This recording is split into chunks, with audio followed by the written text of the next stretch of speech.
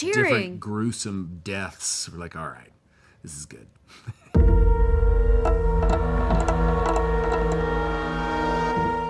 No, I didn't foresee unicorns in my career, and I don't think I'll ever see them again. That's kind of why I decided to do this job. And I think it's cool that they're killers. You know, they're a bit punk in this film, and, you know, maybe puts a new spin on the word unicorn, and maybe people will look at unicorns differently from now on. It was really exciting seeing them for the first time, because, you know, they were building them before we started shooting. And so I think just as we were getting to know each other, and we'd only been in Budapest for a few days, really, that's where we filmed it, we were in the soundstage, and they said, "Come, you guys want to see the unicorns?" And it just got us all really excited, because we'd all read the script, we'd all imagined them, but then you see these things in person, and to see the craftsmanship that goes into them was really exciting. And such a cool design as well. They're based off of, you know, a plethora of animals. They have, you know, snake-like eyes and claws like a hawk would, and their shoulders strut every time they walk like a jaguar. Just incredible attention to detail. The puppeteers and creators of these puppets were just absolutely brilliant.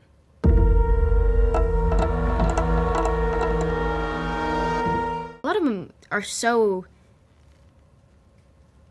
aggressive that we really had to leave it up to our imagination. So it's really, watching the final edit is just going, that's what we were watching? Right. I was blown away. The only one that we kind of, well, I don't know how we're doing about spoilers or whatever, but there's a death near a pool table, and that one we kind of got to see in action. Yeah, yeah. And that was cool. But everything else we were kind of imagining. There were some things that were going to be done, some of those with CG. And so, yeah, even more the pretending we're looking at a unicorn. We actually had real unicorns. We had these puppets, but with some of those deaths, we're like, what is this going to look like? We could only read the descriptions, and they were grim.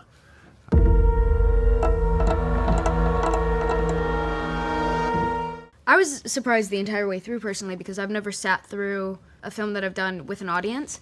So it felt like really insane. I was instantly beaming with pride and excitement for Alex Sharfman, the writer and director, because from the first, laugh or first joke, I felt like the audience picked up on it. And it's so wonderful. It really is a film that you have to see in a crowd just because it's so outrageous. And it's funny to, shout things at the screen and interact with it the way that people do at South by Southwest. So that, for me, was just a real pleasure and really helped me kind of relax and loosen up and enjoy the experience a lot more. Yeah, it was the first time I saw it, so to see it in that setting was cool. It's a lot to take in. It's a little bit, it was a little sensory overload, because it's like, oh wow, this is it. But yeah, when people really started laughing early on, and then applause at cheering, different gruesome deaths, we're like, all right, this is good.